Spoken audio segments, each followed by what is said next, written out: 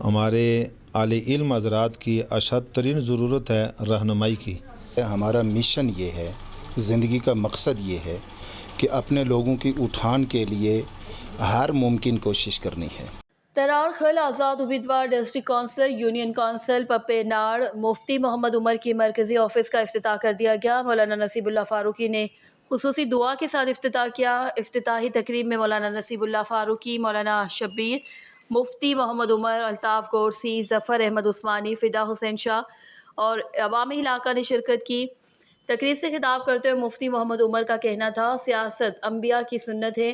بلدیاتی الیکشن میں لوگوں کے مسائل اور ان کے حل کے لیے علماء کرام، خاندانی اور رشتہ داروں کے مشورے سے حصہ لیا۔ عوام کے حقوق کی جنگ ہر فارم پر لڑوں گا۔ سیاست پر قابض لوگوں نے میرے لوگوں کا بہت استحصال کیا۔ یونین کونسل پپیناڑ مسائل کی آواز گاہ ہے۔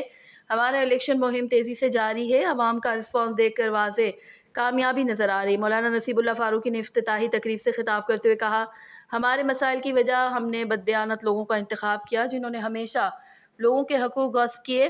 اہل علم، اہل دانش اور علماء کرام پر جب آپ لوگ اعتماد کریں گے تو مسائل بھی حل ہوں گے، آپ کا حق آپ تک پہنچے گا۔ تقریب میں عوام علاقہ نے بڑی تعداد میں شرکت کی۔ کیمرہ مین ٹیم کے ہمراہ فائزہ شاہ۔ ہمارا مشن یہ ہے، زندگی کا مقصد یہ ہے کہ اپنے لوگوں کی اٹھان کے لیے ہر ممکن کوشش کرنی ہے۔ میں ایک ایسا منشور لے کے آیا ہوں جس میں میرے لوگوں کی تعمیر اور ترقی کے لیے بہت کچھ موجود ہے۔ میرا یہ سب کو یہ پیغام ہے کہ میری باتوں کو غور سے سنو، سوچو اور بولو۔ سنو، سوچو، بولو۔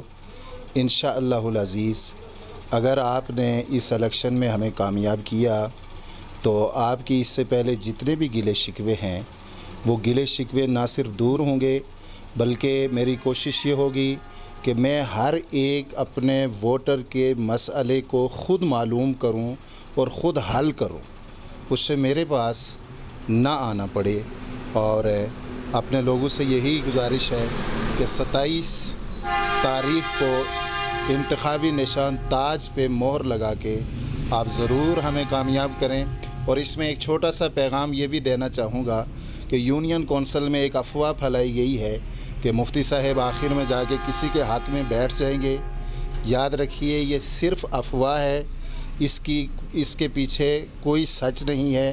ہمیں 1 ووٹ ملے، 1000 ملے، 2000 ملے، جیتیں ہاریں، ہم نے ہر حال میں الیکشن لڑنا ہے اور اپنے لوگوں کے لیے کام کرنا ہے۔ بسم اللہ الرحمن الرحیم۔ ہماری ریاست میں ایک تو طویل عرصے کے بعد بلدیاتی انتخابات سامنے آئے ہیں۔ ہمارا لڑکپن تھا جب یہ بلدیاتی انتخابات ہوئے تھے، اور اب ہم نے بڑھاپے کی دہلیز پر قدم رکھ لیا ہے تو یہ دوبارہ آئے ہیں۔ اور اس وقت جو ہماری نئی نسل انتخابات میں عملاً آ رہی ہے، ان کو اس انتخابات سے عملی اعتبار سے تعارف ہی نہیں ہے کہ یہ انتخابات کیا ہوتے ہیں اور اس کے کام کیا ہیں، اس کی غرض کیا ہے۔ تو اس اعتبار سے میں سمجھتا ہوں کہ ہماری نئی نسل کے لیے یہ ایک انتخاب بھی نئی چیز ہے۔ تو ہمارے نوجوان حضرات کو، ہمارے اعلی علم حضرات کی اشد ترین ضرورت ہے رہنمائی کی، کہ اس انتخاب کے اندر اعلی علم لوگ آئیں، پڑھے لکھے لوگ آئیں اور آ کر وہ ملک کی تعمیر و ترقی کا جو اصلی نقشہ ہے، ایک امانت کے ساتھ، دیانت کے ساتھ، سچائی کے ساتھ، عدل و انصاف کے ساتھ لوگوں کی ضرورتوں کو ان کی دہلیز پر پورا کرنا، اور تمام زندگی درخواستیں اٹھا کر فائلوں کے چکر میں دفتروں کے اندر گھوم گھوم کر اپنے پرانے جوتے گھسا گھسا دیتے ہیں، اس سے بہتر یہ ہے کہ ایسی قیادت کا انتخاب کیا جائے جو لوگوں کے حقوق کو پہچانے اور لوگوں کے حقوق کو ان کی دہلیز پر لائے۔ اور میں سمجھتا ہوں ریاست میں پڑھا لکھا طبقہ جو اعلی علم ہوں، خواہ وہ دینی علم رکھتے ہوں یا دنیاوی علم رکھتے ہوں، ان کا شعور، ان کی سوچ اس پرانے فرسودہ نظام میں پلے ہوئے شعور اور ذہن سے مختلف ہے۔ اس اعتبار سے پڑھی لکھی قیادت کا انتخاب کیا جائے تاکہ ہمارے حقوق کی دیکھ بھال بھی ہو سکے اور ہمارے حقوق ہمیں موقع پر فراہم بھی کیے جا سکتے۔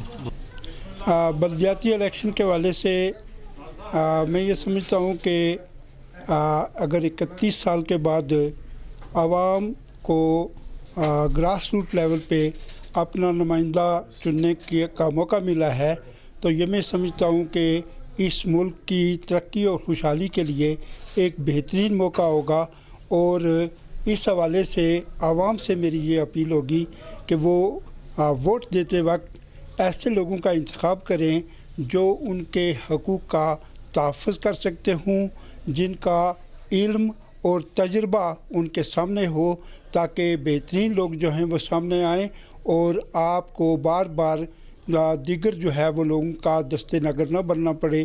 اس لیے میں عوام سے یہی اپیل کروں گا کہ پڑھے لکھے لوگوں کا انتخاب کیجئے۔